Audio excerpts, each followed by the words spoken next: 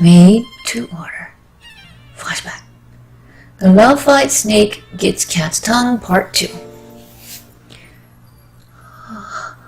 So Mari, anything I can do to shake you out of this depression over a certain boy that you won't disclose to me that broke your heart? Play a game with me. Fair enough. T or D? Truth or dare?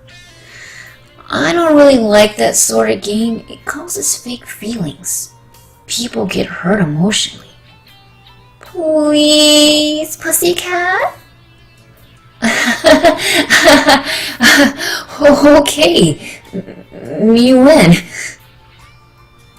Truth or dare? I have a feeling I'm going to be dead in this game. She's going to outwit me. I'm going to look stupid. Or she's going to fishing for this cat some answers. She lays out a fish down for him, staring at him, shooting him the same Cheshire grin he gives her. He starts to shake. Yes, I'm going to be dead soon.